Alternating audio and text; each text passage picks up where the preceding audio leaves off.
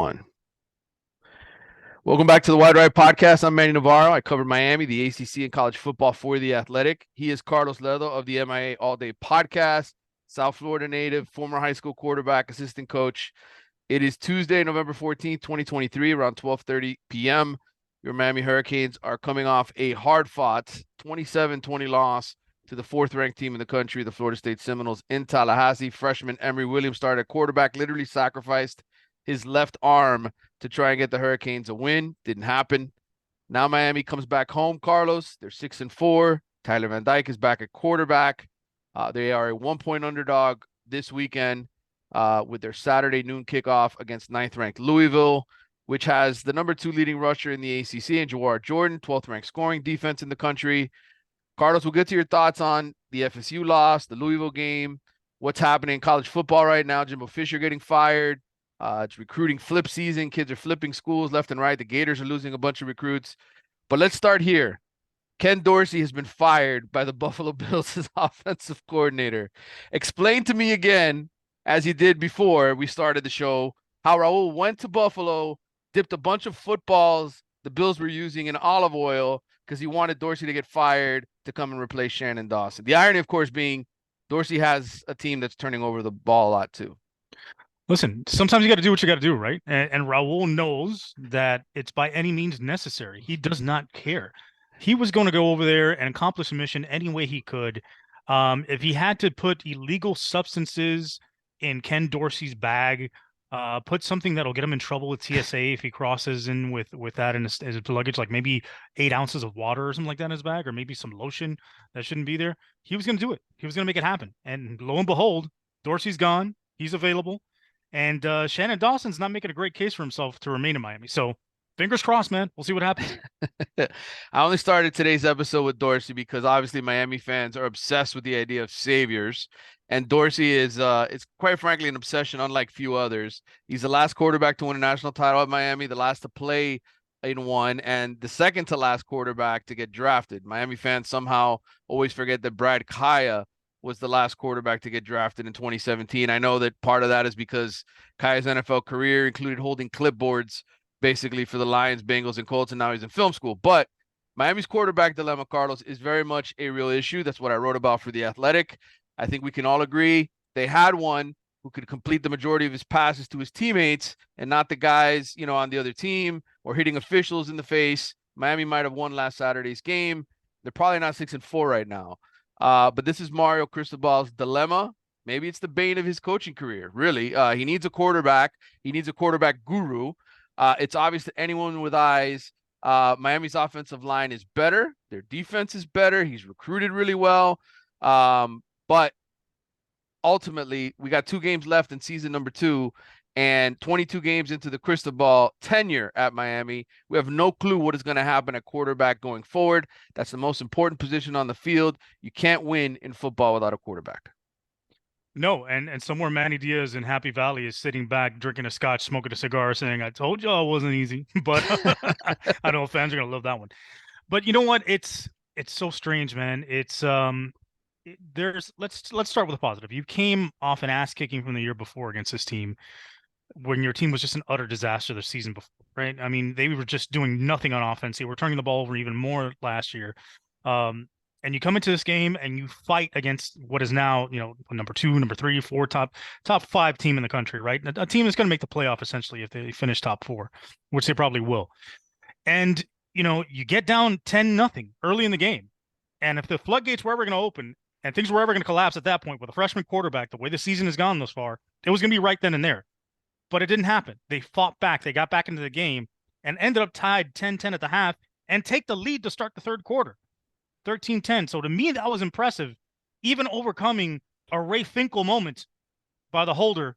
Laces out, Dan, pointing the laces. The dude didn't even try to spin the ball. He just caught it and placed it down, knowing full well the laces were pointing into Borregales, and said, "Screw it.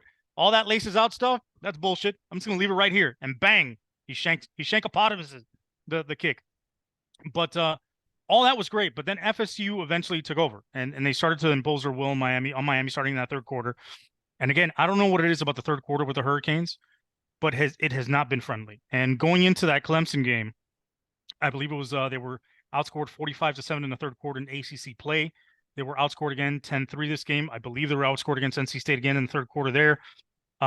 They played Clemson even, I believe, or maybe slightly. They won 14-10 in the third quarter against Clemson, which lo and behold was a game they won. So to me, it's this thing where the Hurricanes come out of the half, and it seems as though they've blown their wad, right? They've come out in the first half. They've given everything they have offensively. There's no adjustments. There are no changes. And you are not doing your quarterbacks and your freshman quarterback in this game any sort of favors, any sort of service by going out there and just continuing to run the same things over and over again and not adjusting to what FSU is doing. I'm texting you and Kelvin, and I'm telling you, dude, they keep rolling down a defensive back late to come up and run support or come and blitz and just either run the running back over or sack Emory Williams. And they're not adjusting to it. They're not max protecting. They're not taking advantage of it. They finally did in the fourth quarter, and they got a big play out of it. But it's like you're not seeing things and doing things and adjusting to what the defense is doing. It's almost like you're staying stagnant and static and hoping that something breaks loose and it happens, which thank God for the Hurricanes it did with that touchdown catch by Jacoby George in the third quarter. That was basically two FSU DBs running into each other. They got open. Emory threw a great ball, but if that safety doesn't hold up and like slam into the corner, he doesn't get that touchdown. And it got him back in the game. And the frustrating thing about it is there's so many opportunities, man, little things that the Hurricanes don't do to cash in on that FSU did. The Hurricanes put themselves in bad positions sometimes with penalties. They put themselves in bad positions by negative plays. They didn't make the opportune plays like FSU did. I mean, there was a time right there when it was 13-13, right? And Miami gets the ball down to, I think it was starting the third quarter. It was 10-10. They're driving where they get the field goal, but it was 1st and 10 at FSU's 27. 1st and 10. They end up 4th and 16 and having to kick a field goal. That's the kind of things that loses games against rivals. When you're not ready for prime time, those are the mistakes you make, and it's just frustrating. There's no doubt that Miami's offensive coordinator and the entire offense in general, I mean, this was supposed to be the strength. Mario said the passing game was supposed to be the strength. This is what they were supposed to be good at. And after the fourth game of the season, after you had that, rough finish against Georgia Tech, and then you go on the road and play North Carolina tough, they come back and it's just, I mean, Tyler Van Dyke fell apart. I mean, we've lived this story. We know what happened. But this was supposed to be the strength of the team, and it's remarkable to me how, yes, you can point to the quarterback and the turnovers and say if he wasn't turning the ball over, maybe you don't, maybe it's not as big a deal and you're winning some of these games. But the bottom line is the coordinator obviously has a big role in this too. And I'm not absolving Shannon Dawson of anything. But, Carlos, I do think seeing Emory Williams go down in this game, and then now we know Tyler Van Dyke's going to start at least this Louisville game. We don't know what's going on with Jakari Brown. It seems really, really weird. We're going to get to that in a minute. But let me ask you this. As a former quarterback, as a guy who knows offense, did you see enough from Emory Williams against Florida State? Okay, he was 8 of 23 for 175 yards and 2 touchdowns. And let's face it, that 85-yard touchdown was a miracle. Did you see anything from him to make you feel like Miami can win a national championship with him at quarterback? Because if the answer is no, right? The answer is no, then Miami has to go spend a lot of money on a quarterback in the next few weeks, right? Because ultimately Mario Cristobal didn't come here to just, I don't know, go 8-4 or 9-3 every single year. Miami's trying to win championships. Is Emory Williams a championship quarterback? Is he a bridge to a championship quarterback? Or is he not even a guy in your mind that can be the starter next year? I think in the near term, right now, I don't know that he's ready to lead a team to prominence, to be in a playoff spot, right, or compete for a national championship. That's near term. But then again, that's all very dependent upon who his offensive coordinator is, right? We talked about this last time he played against Clemson. We said a quarterback is like an actor, and an offensive coordinator is the director / scriptwriter. He's the one feeding the quarterback the lines that he has to say. And if the quarterback isn't given enough to do with the lines he's given, I mean, there's only so much he can do, right? And it's also dependent upon the players he has around him. If he's got explosive guys around him, you have guys that may not be as physically talented that can win championships for you. I mean, Dorsey was a great quarterback, but he wasn't physically overpowering in terms of arm strength, physical ability, or anything like that. I mean, the guy weighed like 140 pounds. Let's face it. If a strong gust of wind came by, Ken Dorsey would end up in the third row in the Orange Bowl. But right. He made plays because he understood the offense. He was given enough around him in terms of playmakers. He didn't make mistakes, and he knew where to go with the football. And I think Emory shows some of those traits in terms of knowing where to go to the football. He knows how to read progressions. I think you could see it just by watching the game, the way his head and his eyes were moving. It's different than what Tyler Van Dyke was doing. He was clearly reading progressions and knowing where guys are on the field. Now, does he have the physical ability to drive the ball down the field like Tyler?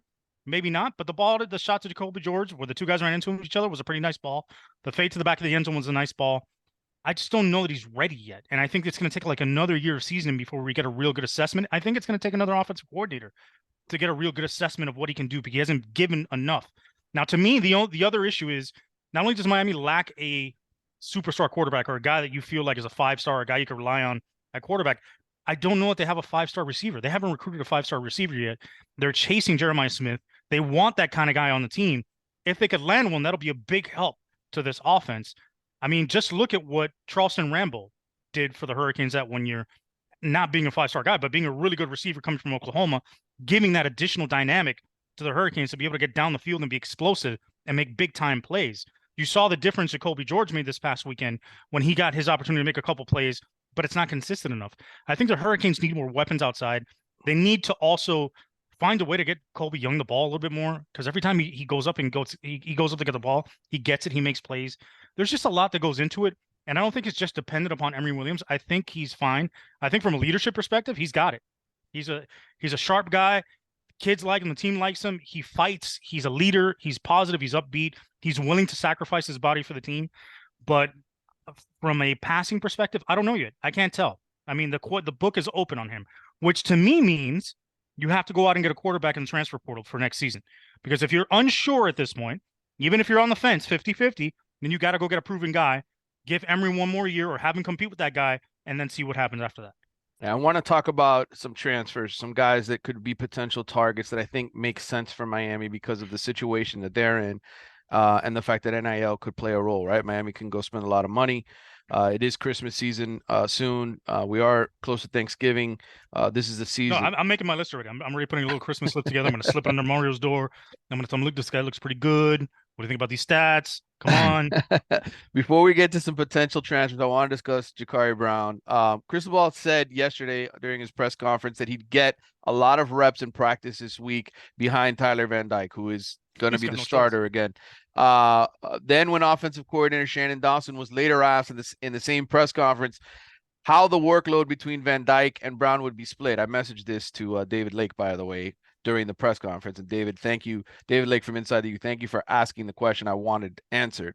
Dawson didn't have an answer, which was really, really weird to me, Carlos, because if he is going to get reps, you would think that the offensive coordinator would know the day before, right? They go out and practice and they get all the guys back together Tuesday, Wednesday, or Miami's big practice days. You'd think he'd know, well, Van Dyke's getting 60 and Brown is getting 40, but somehow, some way, he just couldn't answer that question. So my question to you, Carlos, because the whole thing with Jakari Brown is really, really weird. Okay. He could have, starting with the FSU game, he could have started playing. I know they wanted to protect his red shirt. That's the whole story that Mario is going with, right? He could have played against FSU. Miami's not playing in the ACC championship game, so there's two regular season games left. FSU would have been the third plus the bowl game. That's 4 games. You can play up to 4 games and still earn a red shirt. All right. The bottom line is Brown didn't play. He immediately names Tyler Van Dyke the starter without even a competition, even though he had a competition last week between Williams and Van Dyke in practice. My question to you is, do you want to see Jakari Brown play? And is there anything Tyler Van Dyke could do in these last 2 games to convince you that he's still the quarterback at Miami? You mean other than throwing for 5 touchdowns and 500 yards in the last 2 games, each game? I mean, sure. That would work. Make up the difference. Like, he threw, how many interceptions has he thrown now in ACC play? Is it 12? 11 interceptions. Okay, so if he throws 12 touchdowns over the next 2 games and overcomes that, becomes +1 then to make up for all the turnovers, and yeah, sure. I'll say that Tyler Van Dyke's the guy. But I mean, of course I want to see Jakari Brown. What else? Why wouldn't you? He got a shot last year. He showed some flashes. Obviously, his skills as a passer weren't refined yet. He wasn't ready for that kind of stuff. But if you're going to go out there and you're going to try and beat a team that's another really significant opponent, another top 25 team, another top 15 team with a really good defense at home, and you're trying to elevate your profile a bit, trying to finish 8-4 in the year, why not? This kid will give you a better shot than Tyler Van Dyke, in my opinion, with the type of game that you want to play anyway. You want to ground and pound. You want to shorten the game. You want to out physical your opponent. That's Mario's style. Because right now, clearly, he doesn't have the weapons or at least the quarterback to be able to go wide open the way maybe Shannon Dawson would like to if he's not withheld or held back by Mario. We'll get to that later. But if you're going to ground and pound it anyway, why not add another dimension to it where now you have to worry about 11 guys on the field, not just 10, and use his athletic ability and then come off play action and make big plays with him being able to throw to open guys because they're going to have to load the box and focus on stopping the run. So to me, I'd love to see what he can do because at the end of the day, you have to see their first shot of the day. Hang on. At the end of the day, Go for it. Oop, that was not just Diet Coke. That was rum and Diet Coke. You have to see what's on your roster. You have to give this kid a shot to get a good idea of what it is he's capable of doing. Because some guys look great in practice, then they just don't have it game day. Some guys look terrible in practice, and when you throw him in there, the lights come on, and he's a different guy. So you want to see how he's developed from year to year, and if he could be an answer next season, or at least leading into spring. But to me, the way they're playing it, it seems like Jakari doesn't want to be here next year. He's already made that decision. And he's just saving his body. He's making a business decision. And if you need me as an emergency quarterback, I'll jump in there if I have to. I'm not going to let my teammates down. But if not, don't even look my way. It's funny, the wild speculation on Jakari, all the different rumors, all the thought process, all the theories of why we haven't seen him yet. I got one this morning from somebody who I talked to quite a bit. And he said, rumor mill on Jakari is Mario doesn't want to play him because he doesn't want to show any other teams how much he's improved. So they don't come get him in the transfer portal. Look, the honest to God truth is this. Miami's been pretty upfront that their entire intention was to redshirt him. So I get that. If that's what the kid wanted. But look, usually the reason kids want a redshirt nowadays in the era of NIL and transfers is because they don't want to get hurt. They want to make sure that they're healthy and that they could transfer and go to another program and get paid to go there. So the only thing that makes sense to me of why we haven't seen De'Ara King. Like De'Ara King, exactly. He pulled the same stunt at Houston. So that's the only thing that makes sense to me, Carlos. So look, I think you're right. I think the whole not showing people how good he's gotten, really, bro. Like at this point, you would have thrown him in there. If he was really that good, then you would have burnt the red shirt. He would have played the rest of the season. He would have been your starter going into next year, and you don't have to worry about the transfer portal if he's your starter. So to me, all right, I guess. Well, Carlos, look, there are some talented underclassmen who I think could be swayed to come home and play behind this offensive line, and maybe even Ken Dorsey if he's the offensive by the way, Ken Dorsey has no eligibility left, so he can't start a quarterback for the Hurricanes next year. The obvious choice, all right, the name that a lot of people have talked about is Tulane's Michael Pratt. He's from Boca Raton, thrown for almost 9,000 yards, 84 touchdowns, 25 picks. He's run for over 1,100 yards and 27 touchdowns in his time at Tulane.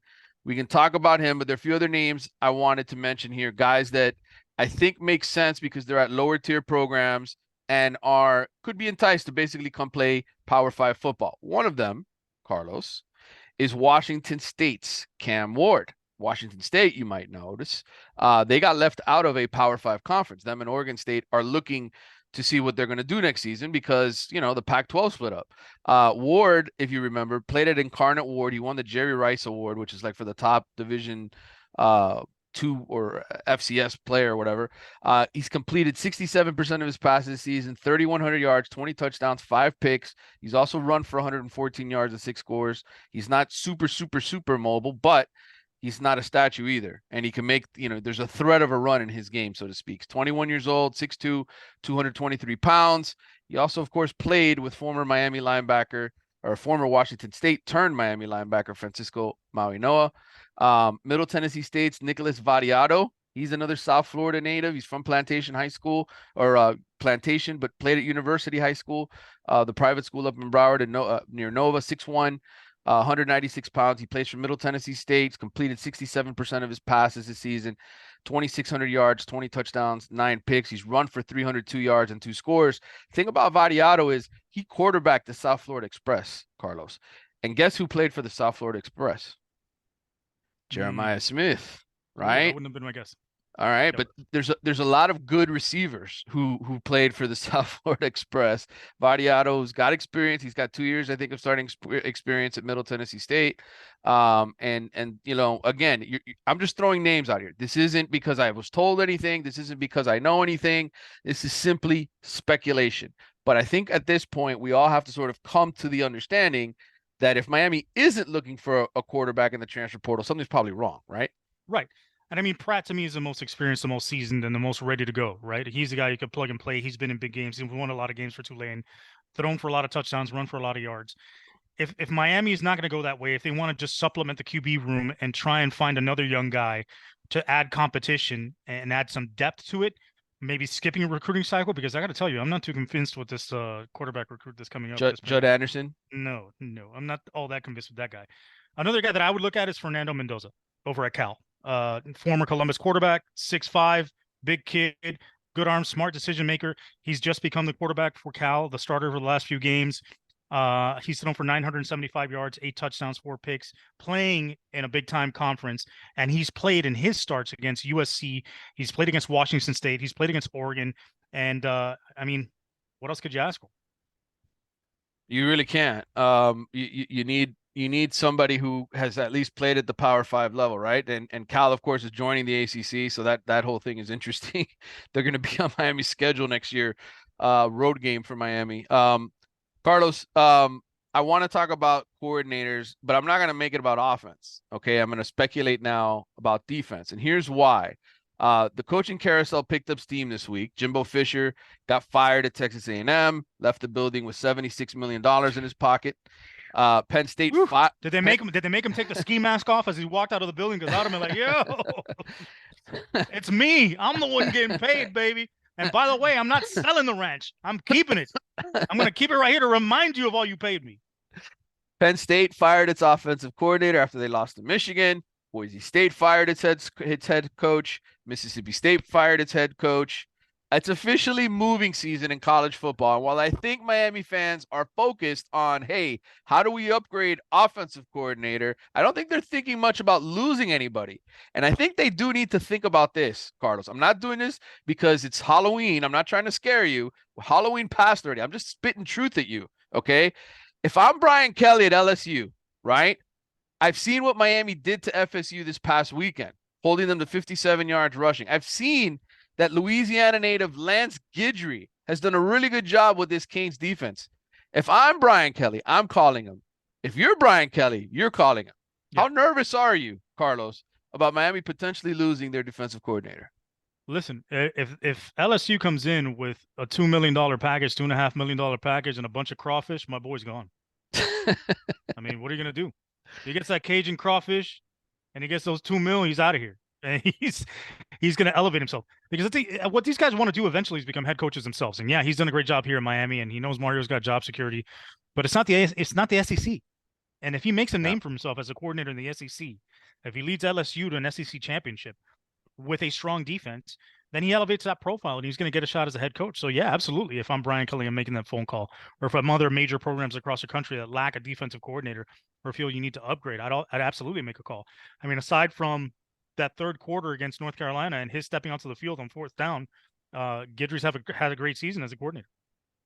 He really has. We're going to get to mailbag questions and hot takes shortly, because I want to make time for that. I asked for him yesterday, and I even got emails yesterday, Carlos, from people who, once I put my email out there, they wanted to send me comments and thoughts. Amongst other things, from what I've heard. Amongst other things, yes. But let's start with this. What are your positives to take away from the FSU loss? What are the negatives? You watched the game close. We kind of touched on it a little bit. We've talked about Emory Williams. But are there other players, other things that you take away from that you think are positives for Miami? I mean, defensively, I think the defense played really well. I think they played stellar. Aside from a couple big plays that they gave up, they played as good a game as you could hope for. I mean, that slant to Douglas that went for, 62, 63 yards in that third quarter, that was just unfortunate. Cam Kitchens didn't play it right, and he escaped and he got loose. Also, that punt return by Keon Coleman, those two plays were huge in shifting the tide of the game, because they led to scores. And of course, Trey Benson's long touchdown run. They bottled him up for the most part, but he made plays when he needed to. Johnny Wilson didn't have a big game, but anytime FSU wanted a first down and needed a first down, they went right to Johnny Wilson and got it. But seeing all those things, the defense really fought hard. They played well. They bottled him up. They contained Jordan Travis in terms of his scrambling and his running. He's elusive. He still got free a couple times, but they did a better job than I anticipated in getting him to the ground with sacks. So to me, the defense was a huge highlight. I think, Don Chaney, seeing him run tough that way, a year following an injury, him continuing to get better week after week, him being healthy pretty much for the most part the whole season, being able to participate in most games, seeing his vision. To me, he's the back with the best vision on the team, and his ability to still be explosive and powerful is nice to see. I like to see the development of Mark Fletcher. I see where it's going, but I think he still needs better field vision in terms of knowing where the running lanes are, where to cut back, where the holes are going. And I think that comes with time, with knowing where your offensive line is going with it and how that play might develop. And it's just a repetition kind of thing, and you'll eventually get to that point. I mean, Emory Williams is stones, man. As my man from Major League said, he's got marbles. Marbles. And at least he's got that. So he proved that this game. Jacoby George making big plays when you needed it. I wasn't too fired up that he tweeted out the whole Santana Moss thing the day after the game. You're saying, big time players make big time plays in big time games. Yeah, it is. But I mean, I wouldn't do that after a loss. That's just me. I'm an old school guy. I'm going to get it in the comments now. But the kid played great. He did his thing. Disappointing to me is not being able to match those big plays from FSU. You had some explosive plays yourself, but they weren't as timely as FSU's were. Shooting yourself in the foot with penalties and mistakes. Again, those things happen and put you behind the 8 ball. And again, man, Ray Finkel. I mean, did we not learn from Ace Ventura, Pet Detective? Special teams hasn't been. I mean, look, Borregales has kicked really, really well. I think he's, what is he, 18 of 21 on field goals. He's hit a lot of big kicks. He's played well. I think the punting has been good, but there have been breakdowns in coverage. There's been breakdowns in protection. There's been breakdowns on holds. You're never going to have a perfect season. I get it. Those mistakes are going to happen. But I would say if you're going to criticize the special teams this season, those are plays that stick out like a sore thumb, right? To me, it's you make mistakes, right? You'll make holding penalties, things like that. Those are mistakes that happen in the flow of a game. Do not make critical mistakes, right? Don't make mistakes that are game threatening, like a not spinning the ball to avoid the laces, like giving up a 57-yard return. Those are things that, come on, those are avoidable. You can give up a big 20, 30-yard return, but don't give up the big one. Yeah, that was backbreaking because really, I mean, Miami ends up having the 85-yard touchdown to pull within 7 after that Keon Coleman play. But look, one thing I noticed after the game, a lot of Miami fans and FSU media, which is weird to say, but FSU media loves them Seminoles.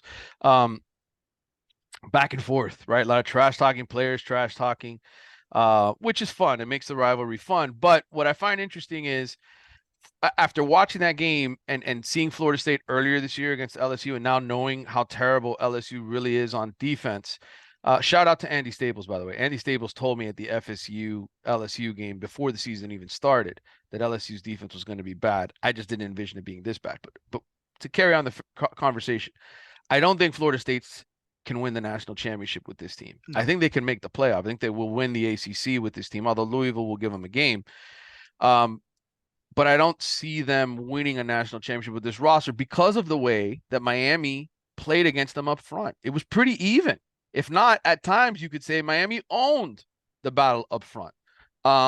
So I just think, while Mike Norvell has built a really nice team and he deserves a lot of credit for what he's done, that guy is really good at his job. I came away from Saturday's game and watched it on the couch for stomach virus reasons, not in person in Tallahassee like I wanted to be. I just think FSU isn't a championship caliber team right now. Jared Verse isn't playing like a dominant defensive end. Their offensive line doesn't overpower you when they need to run the football. They rely a lot on Keon Coleman and Johnny Wilson and Jordan Travis to make it work. And I think when you look at Georgia and you look at Alabama, who I think are the two best teams in the country, they're better than Florida State. Could Florida State beat Michigan? Probably. Could Florida State beat Ohio State? Probably. Could they beat Oregon or Washington? Yeah, I'd give them a chance, but I don't think they're better than the two SEC teams. No, I don't think so either. I don't think they're better than Oregon. I don't think they're better than Washington. I think those two teams are pretty damn good. And Michigan. I think, Michigan probably beats them as well. I think Michigan is built to pound Florida State the way Miami wanted to pound them into submission. And that just doesn't play well with the Seminoles. And I think ultimately this is why Mario's building the team the way he's building it, right? From the inside out. Yeah. He wants to build it up front to be competitive because that's how you get competitive the quickest. You cannot win games by just building it on the skill positions because you have nobody blocking for you. You're not going to get the football because the quarterback's not going to be able to get the ball off. The running back's not going to have any lanes to run through. Defensively, if your defensive line isn't dominating stopping the run, getting after the quarterback, as a DB, you're toast because eventually somebody's going to break open because the quarterback's going to have enough time to scramble, make a play, and find an open receiver. And you can't be back there covering forever. So that's why Mario's building the team the way he's building it. And it's going to continue to pay dividends in the future. You've seen it this season somewhat, and the fact that they've, stalemated and even dominated teams like Clemson up front. They've taken a team now in Florida State that they had no business really compared to what was going on during the season, being in that game against, and they should have taken the game. They had the opportunity to. And that's the progression from year one to year two. The difference between the offense and defensive lines compared to last season, I think that's the major difference because you're still having turnover issues at the quarterback position like you were a year ago. Only this year you have the lines up front to make up for it. Yeah, I agree. Look, Miami, the one thing I will say for Mario is everything that I see outside of the quarterback position gives me confidence that he's building this the right way. The problem is, Carlos, for me, is that that's the one position, I said it earlier in this podcast, the bane of his coaching existence. He inherited Justin Herbert at Oregon. Didn't recruit him, didn't have to. It was there. To me, like I don't know that he's ever really been known for that. And one thing I will say about great teams that have been built, teams that win championships, programs that won national titles in the past, um, they all had to have a guy behind center who was at the very least a good game manager. Okay, at the very least a good game manager, right? Somebody who didn't turn the ball over, who handed the ball off to really good backs, who threw the ball short and sweet, like a Ken Dorsey, right? Like that's what Ken Dorsey was. He wasn't a thrilling quarterback. He was a really, really, really, really, really good game manager. And why did Miami win a national title with him? Because they had just ridiculous athletes all over the field. That's how Alabama won championships. I don't maybe Emory Williams is that guy in a couple of years, but right now for next year to take a step forward in year 3, they got to bring in somebody, Carlos. And I think the offense, I think Mario has to do something where he really upgrades the offensive play calling. You can't go an entire season with tight ends catching 12 passes. You can't not at Miami. You can't No, you can't have the running backs not really involved in the passing game either. exactly. It's just not going to work. And I think that's what we're going to come away with when we look at this season. We're going to get to mailbag in a minute. I want to ask you about Louisville. Can Miami beat Louisville with this offense, this stinky cheese offense, completing 33% of its passes when it actually hits receivers' hands? And Miami, by the way, I don't know what ended up happening finally with Leonard Taylor, but obviously he was banged up a couple times in that FSU game. I don't know where they are in the injury front, but Jawar Jordan can run the football. Louisville can run the football. They can throw the football. Jack Plummer is a really, really, really, really good game manager. He's got a really, really good receiver in Jamari Thrash, and they've only lost one game all year on the road at Pitt. In your mind, can they beat Louisville with the offense the way it is right now? I mean, if the way they played the way they did against FSU, they'll have a shot. I think if the defense dominates that way and is able to stop the run the way they did, I think the Garden Snake is more likely to produce a turnover than Jordan Travis. That's the one thing that scared me the most about FSU coming into this game is not only did you have to beat these guys, but they don't beat themselves. They don't make a lot of Mm-hmm. mistakes, especially not turnovers. They've turned the ball over very few times all season. Not the same case with Louisville. The Garden Snake will put it up for grabs every once in a while.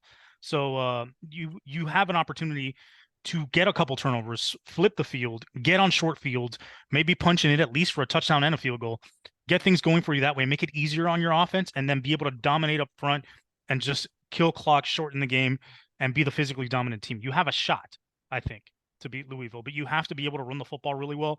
And to me, this was the thing that I was calling for last week that I didn't understand why they didn't do it. If Cam McCormick is a waste out there, he's not going to catch a pass in the passing game. And his blocking is okay. It's not great. Then you might as well bring Matthew McCoy, which you've done before in certain packages. Put Yeah. him in a tight end, go 6 offensive linemen, and play bully ball and say, let's go. We're going to line up and we're going to out physical you. And then when you start to creep up, then we're going to hit you over the top. But they never did it. And I'm hopeful that maybe they do it this week. I don't know. I've lost all faith in Shannon Dawson. I've screamed at the top of my lungs. Every once in a while, he takes something from my little grab bag that I try to yell about, throws it in there, it works, and he never goes back to it because he doesn't want to make me look good. We talked about Texas A&M, the ramifications there. Players are probably going to be leaving. some interesting names on that Texas A&M roster, guys with South Florida ties, including Shamar Stewart, the defensive lineman, Raymond Cottrell, a receiver, already announced that he's going into the transfer portal. He played with Emory Williams in high school. He's a four-star, top 200 ranked player out of Milton, Florida. Could be somebody on Miami's radar as a possible receiver. But my question to you, Carlos, if you're Mario this offseason, seeing 10 games, what positions in your mind are you looking to address through the transfer portal? I mean, Besides quarterback, quarterback, we know that. We've gone into that. wide receiver. I'd want to get one wide receiver, one Hmm. big time playmaker wide receiver if I can. Although you're wasting Rashard Smith, I think you need another big threat on the outside. I'd love to see what Jacoby George can do in the slot, maybe, where he's not having to deal with press coverage at times, where he's not having to deal with the physicalness of some guys. When he gets room to run, when he gets a free release, he's able to beat guys off the field and use his speed. I'd love to see that combination. Um, I'd go cornerback, man. They still need help at cornerback. They're thin at that position. DeMar Brown is going to be a good one down the road. His brother's not very good. Darryl Porter Jr. is played very good. Jane Davis played very well, but I still think they're undersized at that position and need more bodies there. Well, And Jadeus Richard, who filled in for Daryl Porter Jr., I thought did a pretty good job on Keon Coleman. Damari Brown, who you mentioned, yes, he got beat for a touchdown, but for the most part, those guys didn't go off against Miami's backup corners because I don't think Jaden Davis played a whole lot, if at all. I know he dressed, and then obviously Daryl Porter was in street clothes, but um, I just want to give those guys a yeah, they little bit did of a good love. job, but I still think that position is thin, and I think there needs to be an even greater talent upgrade if you're going to be playing against big time teams, and if you want to make the playoff, right? Yeah, If you want to play against that level of competition. I've seen some NFL mock draft stuff this week, and people are high on Cam Kitchens and James Williams. Obviously Miami will have to replace those guys. Yep. That would create a big hole. But I think for the most part, you're probably gonna get a lot of guys back that have eligibility. We'll see about Javion Cohen. I think he's probably going to the NFL, but Matt Lee could come back if he wanted to at center. I mean, I don't think you're going to have a lot of holes. Now, we got to also see which players decide to take off and leave and how Yeah, that there'll be some defections. there'll be some defections as always, but it is moving season. That's the only reason I bring all that stuff up. Speaking of seasons, it's mailbag time now. Because mailbag season never ends and there's lots of questions. And I sent this out yesterday around 5:40. And Carlos, I gotta tell you, you have a lot of fans. Nick No, Strong, KY Kane 23 said, "Can L Ledo 1307 please apply for the OC job? My Canes have to beat my hometown team, Louisville. Canes by 90." Carlos, are you going to call Mario to see if maybe he puts you on as a quarterback guru coach? What's the plan? What's the plan here? absolutely not. Thanks, Nick. I appreciate it. Nick's a very loyal follower. He follows both my podcast and this podcast. Messages me a lot. And it was very scary when you started off by saying a fan of yours and KY Kane. That doesn't come off well. That comes off a little bit concerning. But either way, uh, listen, man, I enjoy just being able to sit back and watch these games and break them down and do it while I have a cigar in my hand and a drink in the other, and not have to worry about the pressure of preparing for these games, the pressure of having to perform on Saturdays, and not having to deal with recruiting kids that are 17, 18, 16, 15 years old and having to kiss their ass and get them to like you and then get them to do what you want, which is to go to your school and then get to coach them and try and keep them in check. And that to me is not fun anymore. Like I enjoy the game. I enjoy watching it. I enjoy talking about it, but coaching, no, thank you. I enjoy having a family life and a life in general. All right, this is from Kane's Films. He wants to know what piece of info about the Canes that isn't out there that I can divulge, that I can share without divulging too much. Kane Films, I am not plugged in at all with this university. I have no idea what you're talking about. Nobody over there talks to me. I get no inside information. I am just a dude who lives off of his 30 years of being a journalist and talks about the team. And in all seriousness, I don't go out to any of the practice. I'm not allowed to see anything. Other than conversations that I have with a few people, I don't know enough. Like a lot of this stuff is a mystery to me. I talk to parents and other people occasionally about what's going on behind the scenes. But the reality is I can tell you from experience that what I think is going on at Miami right now is that the confidence between coordinator and quarterback um somehow lost its way and the offense lost its way. I mean, it's obvious. And I think that is a problem going forward for Miami. I think Mario Cristobal has to look at his offensive coordinator, his quarterback coach, and say, is this the right guy for our future? And I don't know where, I honestly don't know where Mario stands on that. I mean, he felt really good about the Shannon Dawson hire.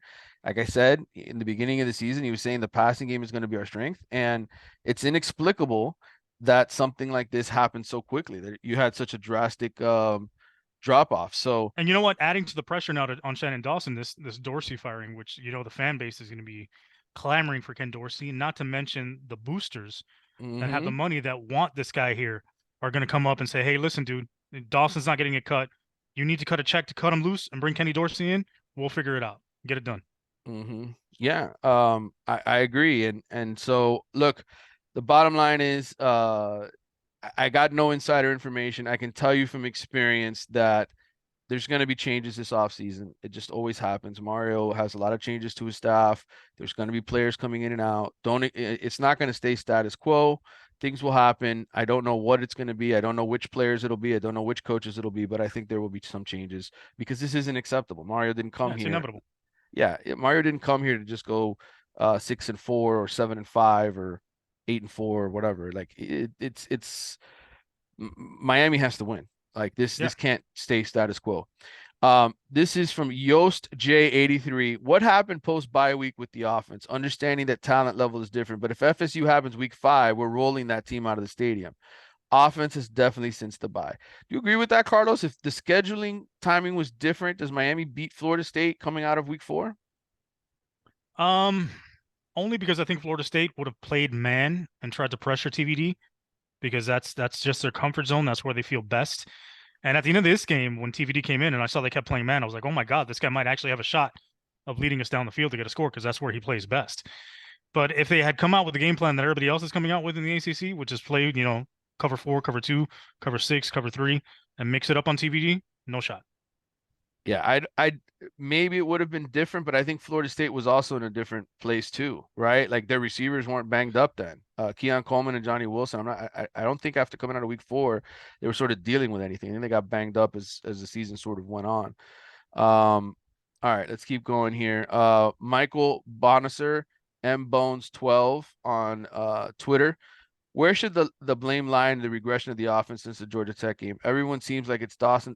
Everyone says it's Dawson's play calling, but the similarities to how last year's offense makes it seem to me that Cristobal made the decision to put a leash on Dawson and restrict his playbook.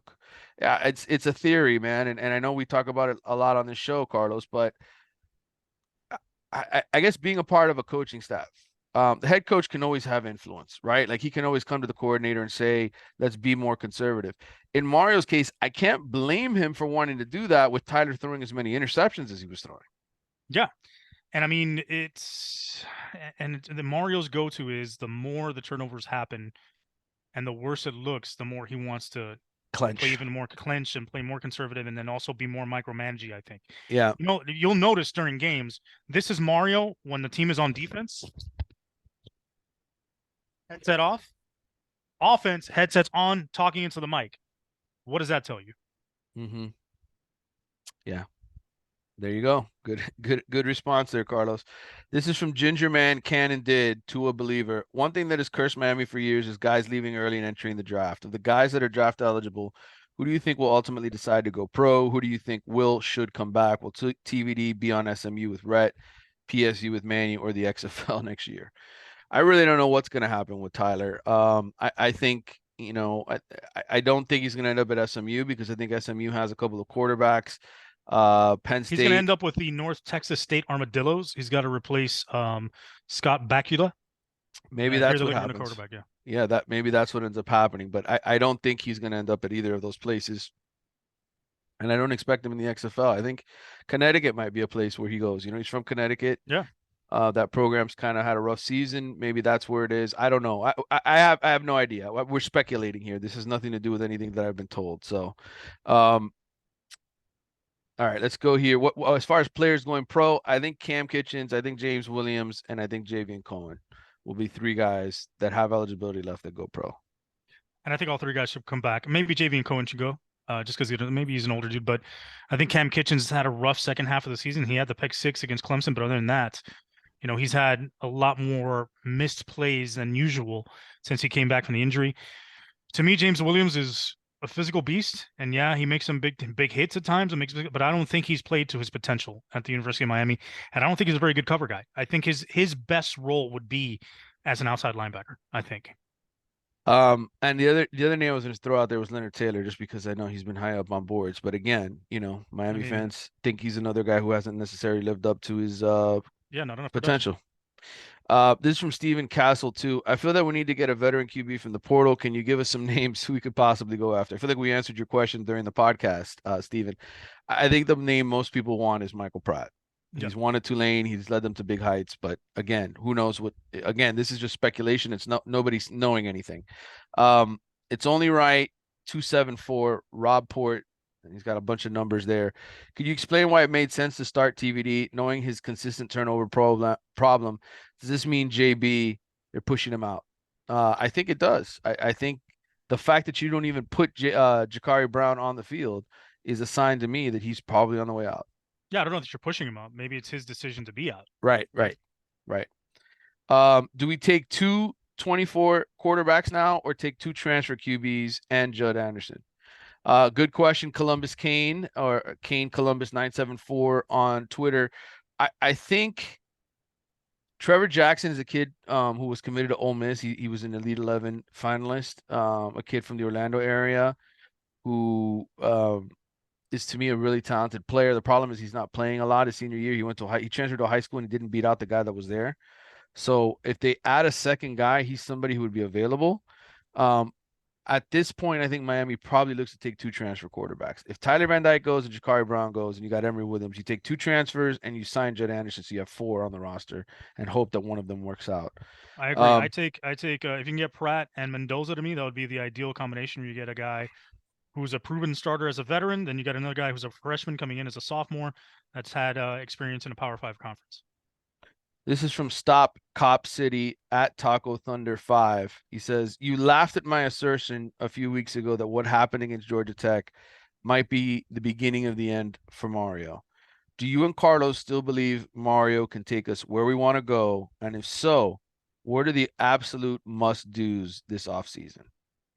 I'll let I you think go we've talked first. about the must-dos in the offseason. I think, like anything else, is supplementing the talent. You got to always acquire more talent, add more talent to the roster, create more depth and competition on the roster. That's how teams win. I also think you got to make a move of offensive coordinator. I think that's just, to me, is inevitable. It has to happen if you want to take this team to the level that it wants to get to, which is a playoff berth. As far as Mario being the guy, I think, you posing this question after a loss, you think it makes your point better. But on the contrary, they just went in there without a quarterback essentially and almost beat Florida State at home, right?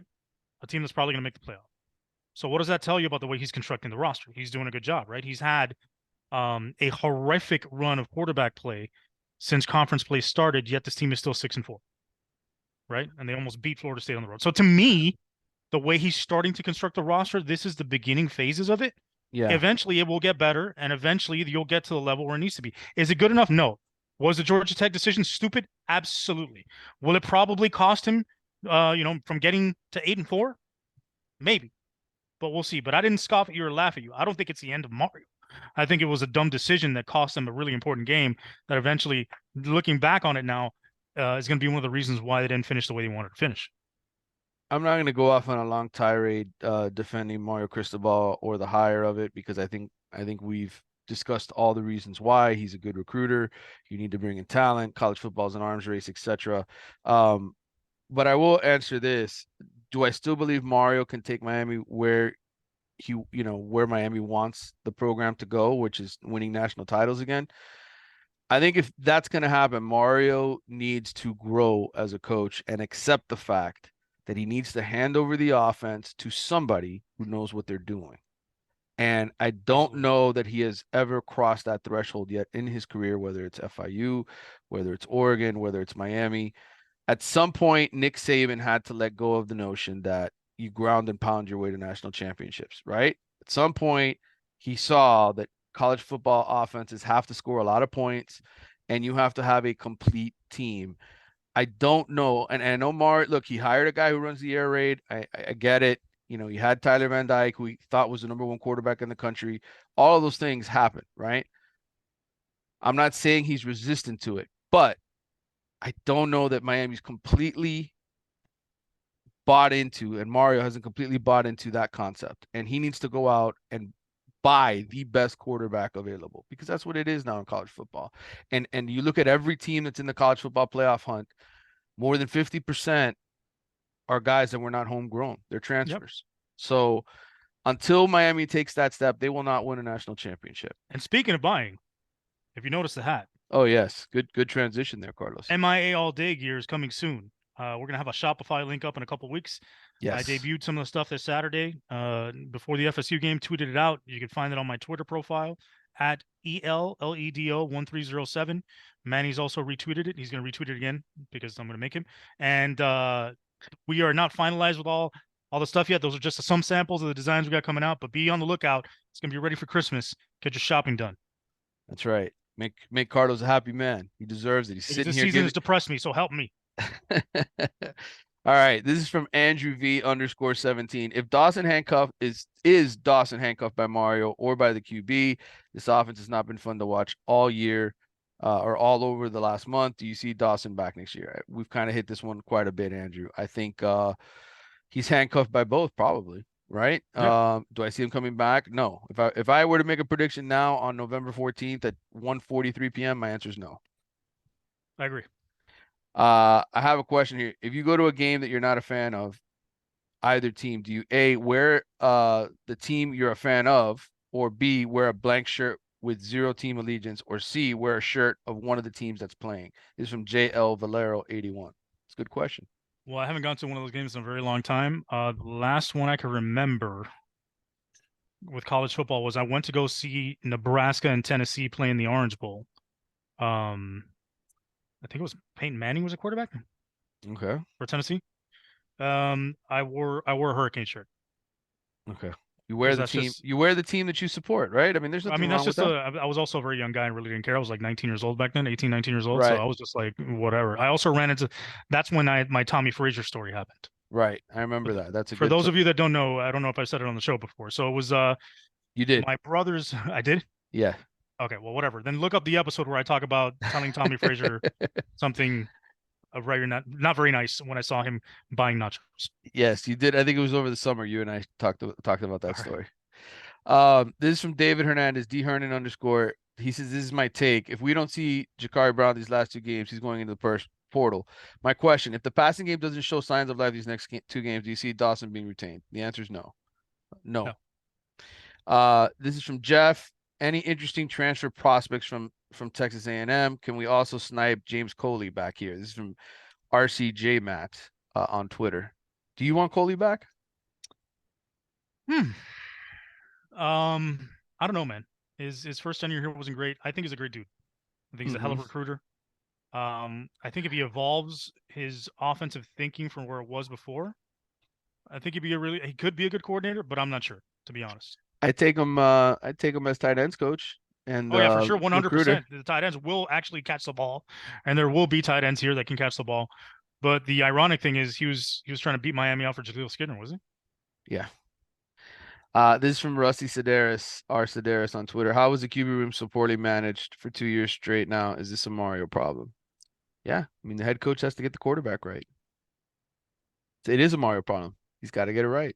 No, ultimately, I think in selecting the quarterback, it's a Mario problem because he's the one that in this team creates the overall quarterback board in terms of who you're going to go after. Yeah. But although this is not, he inherited TBD anyway, and Emory Williams was a late addition. But I don't know, man. I think it's a combination of OC, head coach, quarterback. It's just been a real hodgepodge of crap. This is from Tony Perez, Big Chilean 63. What did Mario mean when he said no one wants to write about the state of the team upon his arrival? Well, Tony, I'm glad you asked. Tony, my friend Mario, when he first got the job, wasn't happy with what he inherited. And I think I tried to express that as much as I could on this podcast, to say that the talent and the players that he inherited were not very good. The mess, okay, that he inherited, the inner fighting, the poor culture. All of those things is what he is referring to. So yes, there was a big cleanup on aisle 6, and that's what Mario is referring to. Does he want people to write about it now? Sure, because he's 11-11 and the results are not good. Good enough for what he's getting paid. And so that's why he wants people to write about that now. And look, I wish Mario the best. I want him to do well at Miami, but that's why he's making $80 million. He's got to be really good at cleaning up this mess. Yeah, I mean, he walked in there, looked at this roster before he even knew what he had, saw him, was like, "Oh my God, this is a very nice house." He's standing outside the house and saying, "This is really nice." It needs some work. It's a fixer upper, Right. right? But I can work with it. Then he walks inside, and what he discovers is Pookie from New Jack City in the crack den that he was sitting in, and needles and bottles everywhere. A fucking bonfire in the corner, and he's like, "What is going on here?" And that's kind of the way that played out. All right, we got a lot more. I wish we could get to all of them, guys. You guys sent in a ton of them, but I'm gonna wrap up with this one. This is from Javier J Boy 1724. First of all, huge fan. I grew up Cuban American in Florida. I can relate so much to Carlos. It's not even funny. Love the show, and I'm one of those that actually gets all of the humor because I'm the same age and generation. My question: at this point, there has to be something going on with Jakari that's not being shared. Have you heard of anything that's going on as to why he hasn't even received a snap? I saw you responded to Javier Yeah, on Javier, Twitter. listen, thanks. I know it's tough, since we're the same age, since we're both 25 years old. It's really hard finding out who you are and finding kindred spirits in your mid-20s. So Yeah. thank you for that. I appreciate it. Javier, yeah, again, we've hit, and you guys ask all the same questions because this is what's on your mind, right? Like this as fans, and we try to address as many of them as possible on the show, even without even seeing your guys' question, right? Because we're thinking the same thing. I think at some point the decision was probably made by Jakari Brown that he wanted to leave, that he wasn't going to be a part of the plans here. That's what I suspect. I don't know. Again, I don't talk to anybody. Nobody over there tells me anything. So I'm just speculating based on actions, based on experience, based on what little I do know of the Yeah, I situation. mean, we have the same thoughts, although during the course of the show, my mind wanders and other thoughts pop in, like, did Michael really have to kill Fredo? Could he have just like excommunicated him? Did he really have to take him out there and do him like that? But I mean, that's just me. Yeah. Well, those are the kind of things that enter your mind because you're an entertainment guy and we have a lot of fun. Carlos, thanks for coming on the show. Make sure that you subscribe to the MIA All Day podcast and you follow Carlos at Ledo 1307 on Twitter. Make sure you also buy some of his merch. He deserves it. He deserves to make a little bit Well, I don't. My wife does. flow. She's the one that makes all the stuff. She's the Well, one that makes it look good. I have yeah. absolutely nothing to do with it. So, for the love of God, help me support my wife.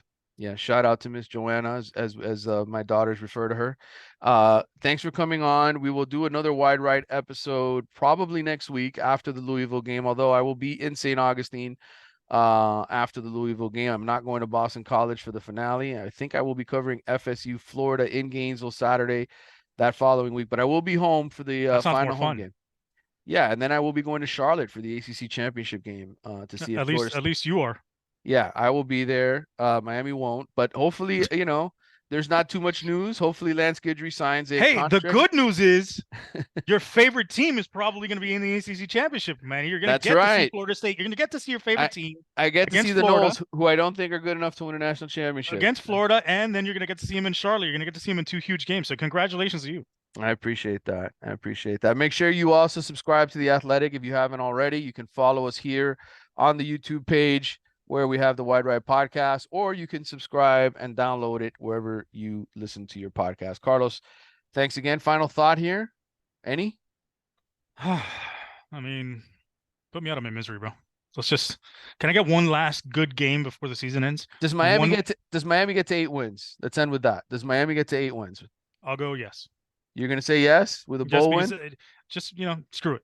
Yes. No, I mean, they'll win. Let's say they beat Louisville and Boston College. Wow, you're calling for both of those. Okay, I'm not afraid of the Garden Snake, bro. all right.